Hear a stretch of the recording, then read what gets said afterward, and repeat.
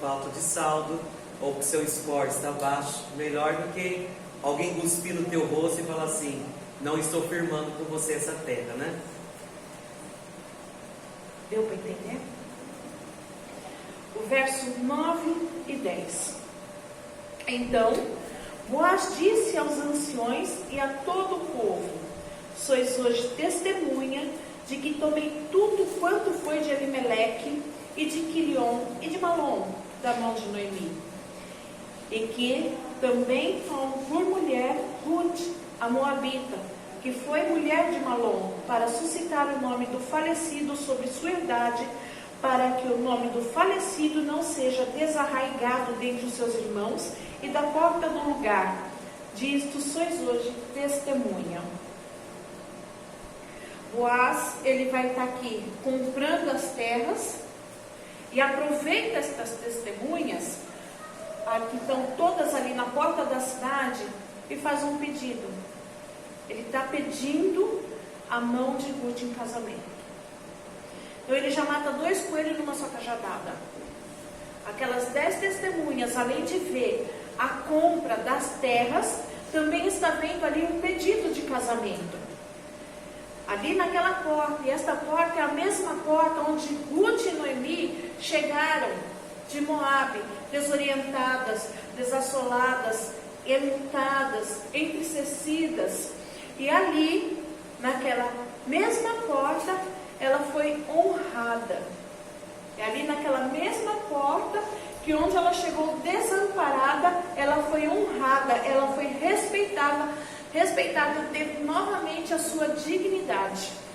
É na mesma porta que ela saiu, a mesma porta que ela voltou, e a mesma porta que hoje está honrando ela.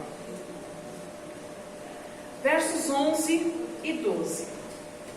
E todo o povo que estava à porta, os anciões disseram: somos testemunhas. O Senhor faça esta mulher que entre na tua casa, como a Raquel, como a Léa, que ambas edificaram a casa de Israel. E a porta, já te valorosamente em Efrata, e faze-te famado em Belém. E seja a tua casa como a casa de Pérez, que Tamar teve de Judá, da semente que o Senhor te der desta moça. Depois do acordo firmado, as testemunhas começam a abençoar. Então eles abençoam a união de Boaz e Ruth e começam a liberar palavras ao casal de bênção. E também liberam palavras de bênção sobre a vida de Noemi. E que a nova história deles estão começando e que comecem com muitas bênçãos. É isso que esses 2 versículos estão dizendo para nós. Que as bênçãos estejam sobre eles. O verso 13 ao 17. Assim, tomou Boaz a Ruth, e ela lhe foi por mulher.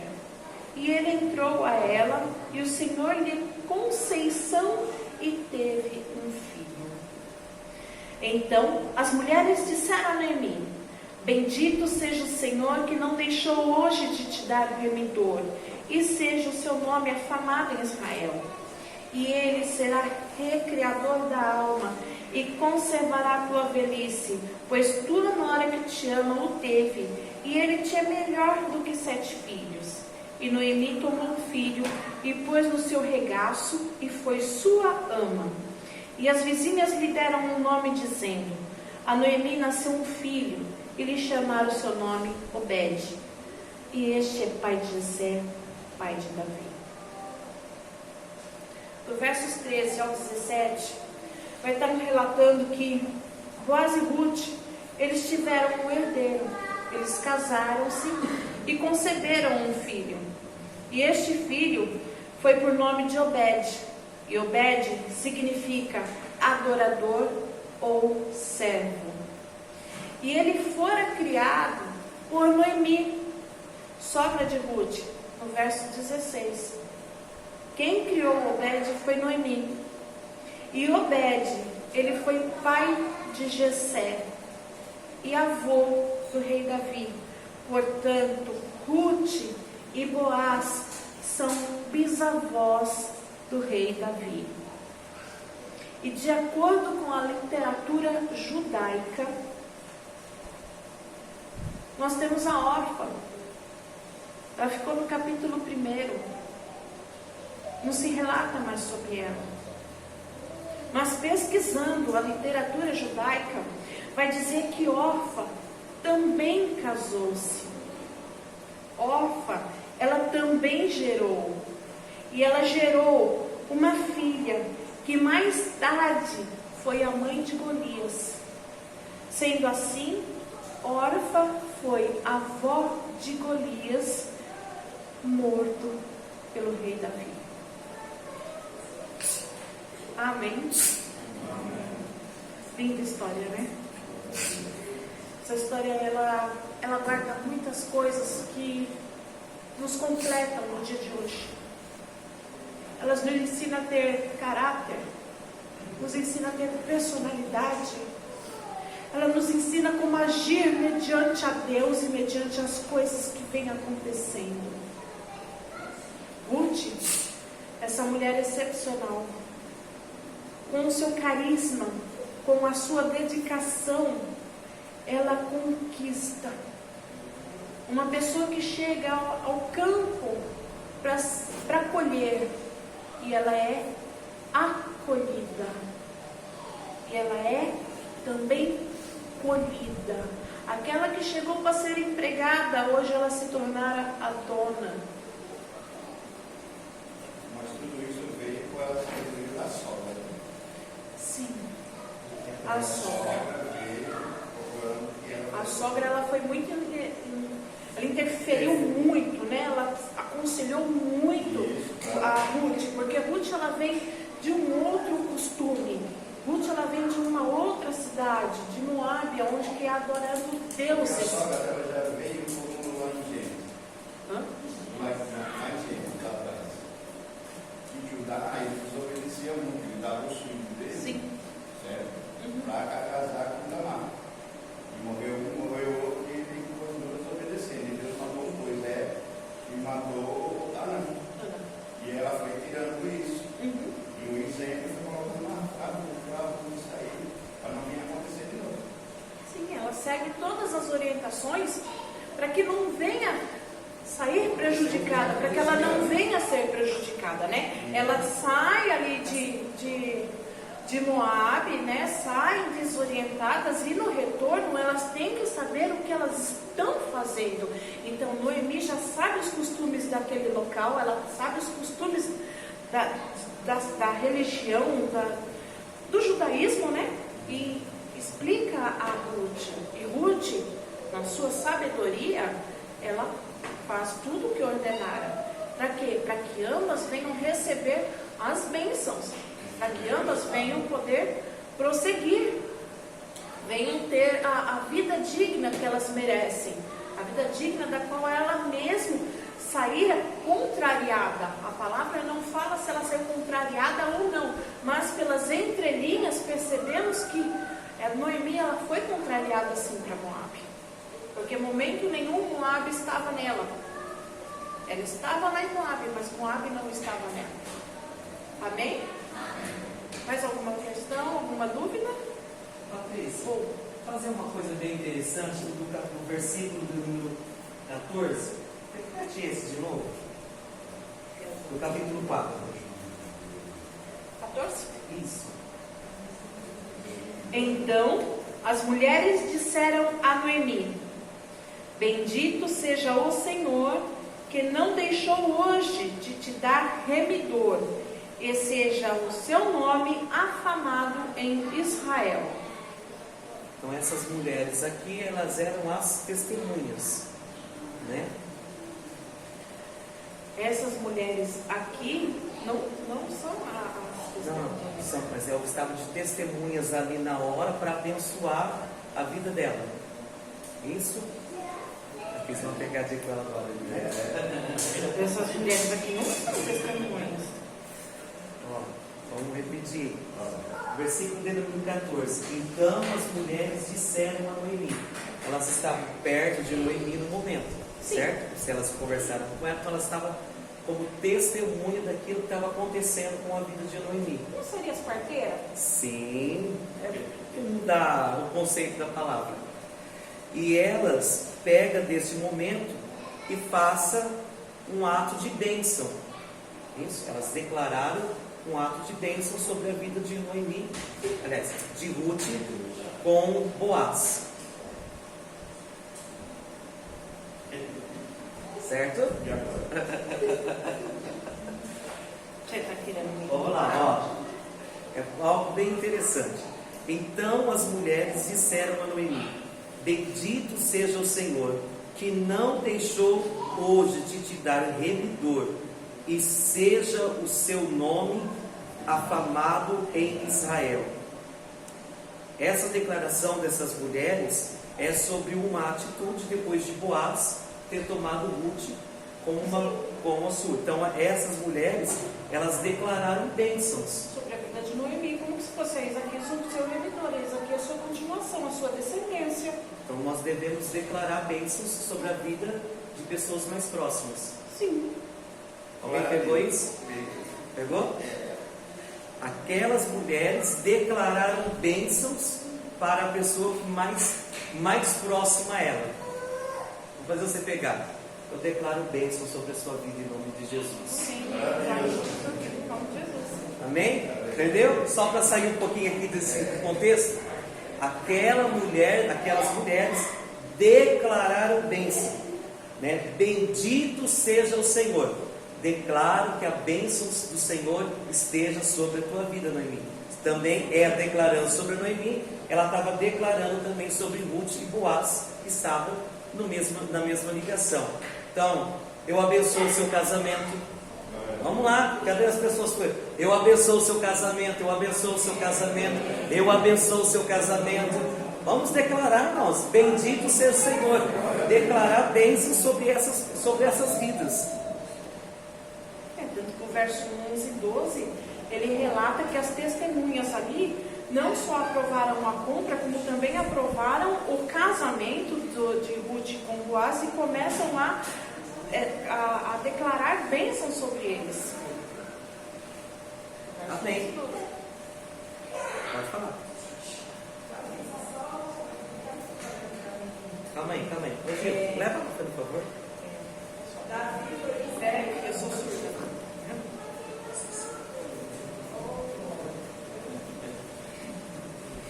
Só para me entender, Davi foi bisneto de Ruth. Davi foi Bisneto? Porque ela foi pai de Obed, né? Que foi filho de Jessé e vô de Davi. Então ele foi bisneto dela, é isso? Obed foi pai de Jessé, Vô de Davi. avô de Davi. Então, no caso, Davi é bisneto de Ruth? Ruth e Boaz são bisavós. Ruth e Boaz Davi é o bisneto. É o bisneto. São bisavós. E Golias é o neto de órfão. É Golias neto. foi o neto de órfão. Ok, obrigada. A Bíblia não relata isso, tá? Isso é uma história. A Bíblia não relata, deixando bem claro. Mas a literatura judaica que diz que Orfa casou-se, Orfa teve uma filha que mais tarde gerara a gigante Golias.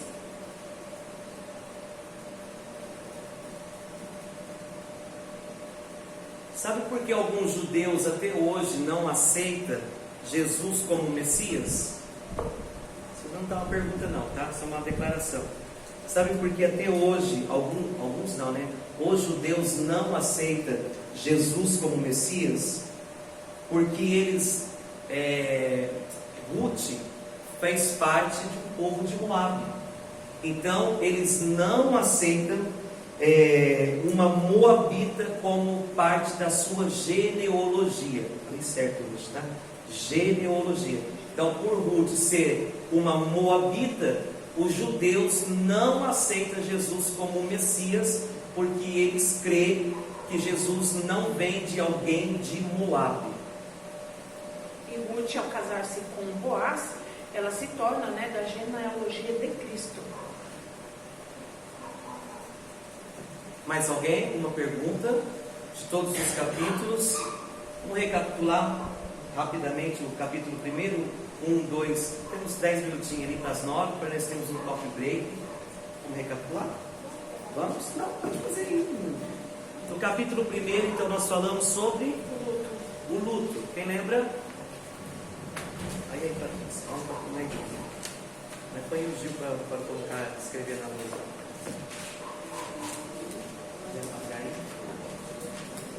É só recapitulando, aproveitando o irmão Silvio, nossa irmã Cida, aí.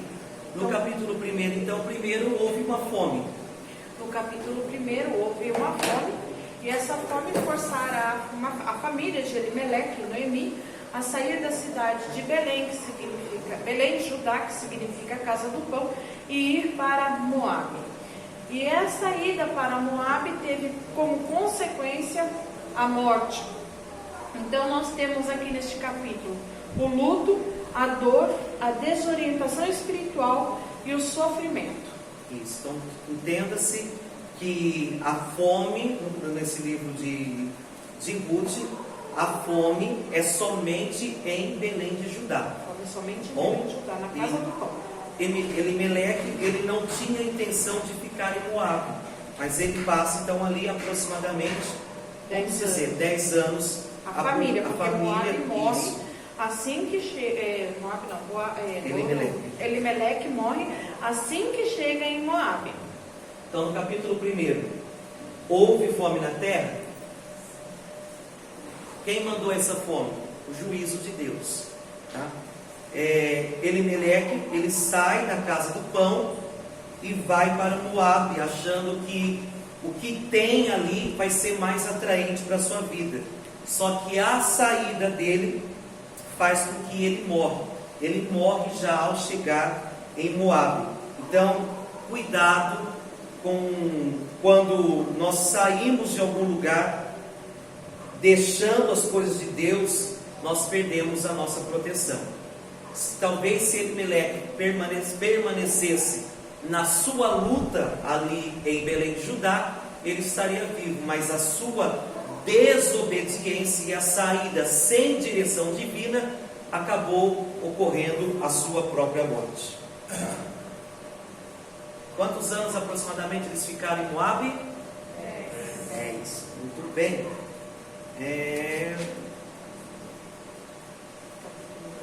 O capítulo 2 é o recomeço. Então o capítulo 1 vai falar sobre a perca, e o capítulo 2 vai falar sobre uma nova história, o recomeço na vida dessas mulheres. E a saída, ela diz, a saída de Belém foi sem a direção de Deus. Eles foram para Moabe sem nenhuma direção. Deus não estava nessa direção. Mas o retorno, Deus tinha um propósito, Deus estava na direção e Ele tinha um controle sobre tudo isso. Então, no capítulo 2, esse encontro, ele casualmente foi marcado por Deus, né? O encontro de Ruth com Boaz. Ela chega ao campo para pegar as espigas. Esse campo não é um campo de Boaz, né? Não. Ela chega ao campo para pegar as espigas, que ela pede permissão à sogra, e a sogra diz: pode ir. Então ela vai pegando as espigas aleatoriamente, sem ao menos perceber aonde ela está. E quando ela percebe, ela dá por si, ela se encontra nos campos de Boaz. E aqui nós já temos uma mensagem, né? Então a mensagem é ter para... irmãos, anota isso, viu? Porque esse livro que nós aprendemos, né? Eu creio que a Patrícia também aprendeu. A gente, em um capítulo, a gente já quase 10 mensagens. E aqui nós olhamos que o encontro de Ruth com Boaz não foi numa praça, não foi numa boate, foi no campo. Então já é uma mensagem até para culto de jovem, né? Se a moça quer encontrar alguém, não vai encontrar na praça, vai encontrar no campo, vai encontrar na igreja, tá? Então aqui já dá uma mensagem para culto de jovem também. Então aqui nós vemos assim, que Ruth, ela entra no campo direcionada por Deus, e é as mãos de Deus que direciona Ruth ao centro do propósito. Então isso não é sorte, não é acaso, é providência divina. No caso, do céu. Destaca o versículo 7 do capítulo 2, né, que há algumas atitudes de Ruth que nos ensina. Quais são os pontos que nós marcamos mesmo? Ela chegou cedo e está até o presente momento esperando o dono do campo, Boaz, para receber a permissão para a colheita. Então o que vemos aqui?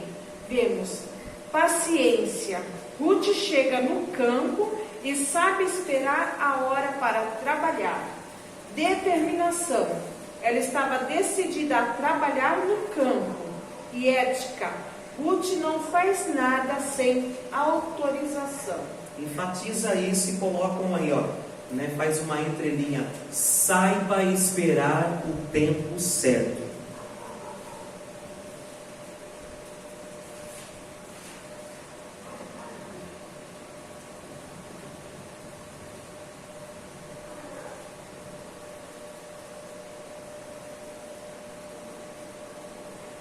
O versículo 8 também é uma pregação, né? E aqui os irmãos têm um contexto maravilhoso. O versículo de número 8. Pode falar, Patrícia. Ruth recebe autorização para colher, para estar trabalhando. E esse encontro de Ruth e Boaz não é por acaso, e sim planejado por Deus. O erro de passado dos moabitas não faz com que Boaz maltratasse Ruth. Em Números 20, 19 diz: Israel saíra do Egito e precisava atravessar o território moabita, e Balaque negou a permissão. Boaz a trata com dignidade e ternura, chamando-a de filha. Só que ele faz duas proibições. Diz a ela: não vá a outro campo e nem ultrapasse os limites. Antigamente não existia cercas nem muros, e os campos eram cercados com pedras. Então, ela recebeu a autorização de Boaz, né? E aqui nós colocamos um outro, né, que dá uma pregação maravilhosa. Se for ao campo, se for campo do propósito, não saia, tá? Era um campo do propósito que Deus tinha com Ruth ali. E Boaz enfatizou bem interessante para ela: fica no meu campo que eu te dou proteção.